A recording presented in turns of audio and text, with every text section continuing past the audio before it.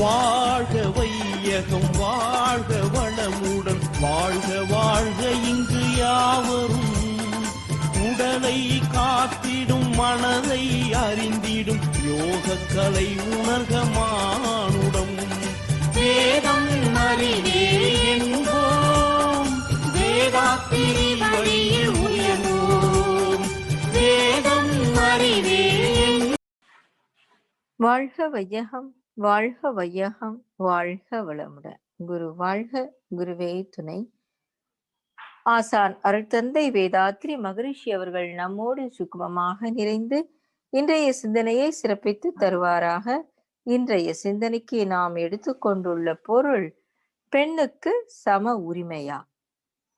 உலகில் தோன்றிய மகான்கள்ல பலர் பெண்மையோட சிறப்பை உணர்ந்து போற்றியிருக்கிறாங்க. ஆனா ஒரு சிலரோ ஆன்மீக வாழ்வில் இருந்தும் கூட அறிவு விளக்கம் பெறாமலேயே பெண்மையை பழித்தெழுதியும் சொல்லியிருக்காங்க. ஆசான் அருள்தந்தை அவர்கள் பெண்களுக்கு கொடுக்கும் மதிப்போ ஈடு இணையற்றது என்று சொல்லலாம்.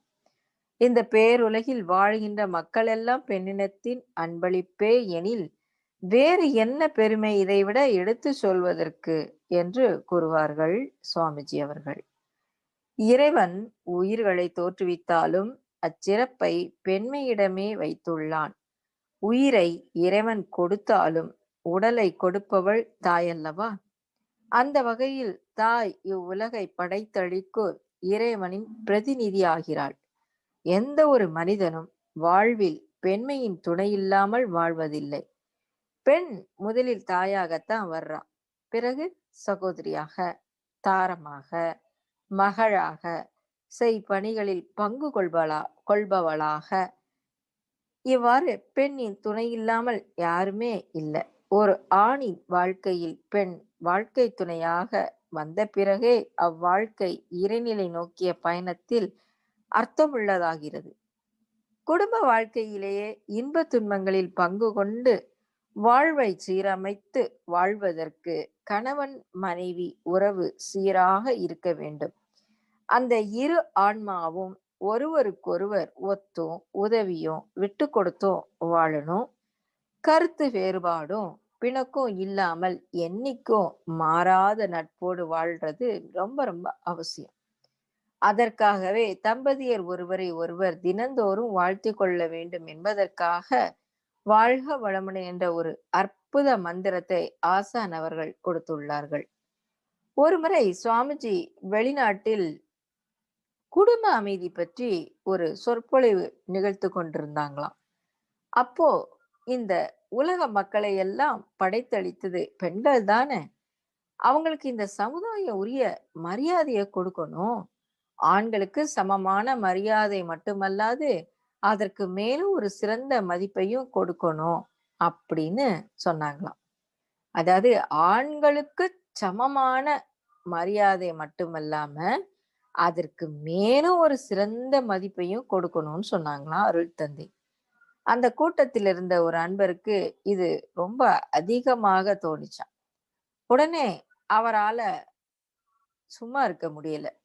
அவர் சுவாமிஜி கிட்ட, பெண்களை பெருமைக்குரியவர்களாக பேசுவதை ஏற்றுக்கொள்ள முடியலன்னு சொன்னாராம்.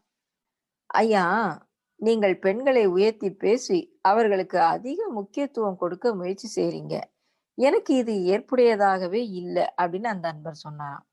அதற்கு அருள் தந்தை அவர்கள் அந்த அன்பர்கிட்ட, நீங்கள் இந்த உலகத்துக்கு எப்படி வந்தீங்க?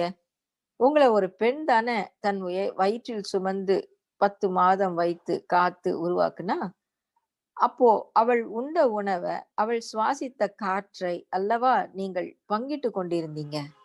மேலும் முதல்ல இந்த உலகத்துக்கு வந்தீங்களே, அங்க உங்களுக்கு தன் ரத்தத்தை அல்லவா பாலாக மாற்றி முதல் உணவாக அளித்தாள் அப்படின்னு சொன்னாங்களாம். நம்ம கடைக்கு போறோம், ஒரு புதிய வாகனம் வாங்குறோம். அப்போ அந்த கம்பெனியே நமக்கு என்ன பண்ணுது, அந்த வாகனத்துல முதல்ல பெட்ரோல் நிரப்பி கொஞ்சம் தூரம் அந்த வாகனத்தை இயக்குவதற்கு உதவி செய்யறது மாதிரிதான் தாய் தானே உங்களுக்கு தன் ரத்தத்தை பாலாக்கி முதல் ஃபியூல் எரிபொருள் அளித்து உங்களுக்கு உயிர் வாழ உதவினாள். அதற்கு மேலும் பல மாதங்கள் அந்த தாயின் பாலை குடித்து தானே வளர்ந்தீங்க அப்படின்னு அருள் தந்தை அவருக்கு விளக்கமாக புரிய வச்சாங்களாம்.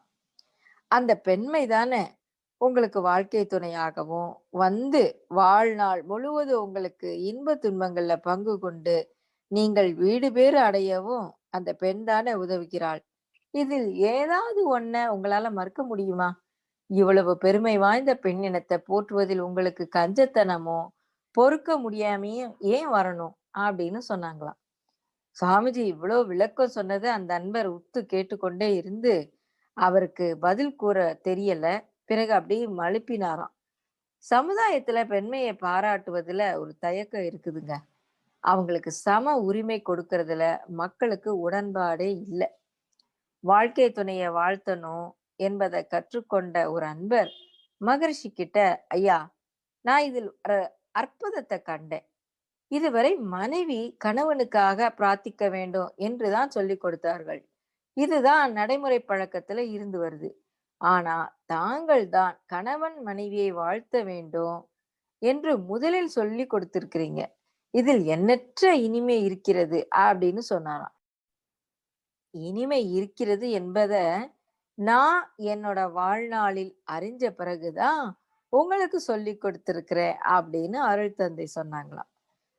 பெண்ணே குடும்பத்தை உயர்த்தும் சிறந்த விளக்காக திகழ்கிறாள். எந்த சமுதாயம் பெண்மையை போற்றியும் அவர்களுக்கு உரிய மதிப்பை அளித்தும் வாழ்கிறதோ அந்த சமுதாயம்தான் அறிவிலும் ஆற்றலிலும் சிறப்புற்று விளங்கும். எந்த சமுதாயம் பெண்ணை அடிமைப்படுத்துகிறதோ அந்த சமுதாயத்தில் சரிபங்கு அறிவும் ஆற்றலும் அடிமைப்பட்டு விடுவதால் தாழ்ந்து விடுகிறது. ஆதலில் பெண்ணுக்கு சம உரிமை கொடுத்து பெண்மையை போற்ற செய்வது உலகில் உள்ள அறிவறிந்த அனைவரின் கடமையாகும் என்று கூறி இத்துடன் இந்த சிந்தனையை நிறைவு செய்கின்றேன். நாம் அனைவரும் அருட்பேராற்றல் கருணையினாலும் குருவின் ஆசியினாலும் உடல் நலம் நீழாயுள் நிறை செல்வம் உயர் புகழ் மெஞ்ஞானம் ஓங்கி வாழ்வோம். வாழ்க வளமுடன்.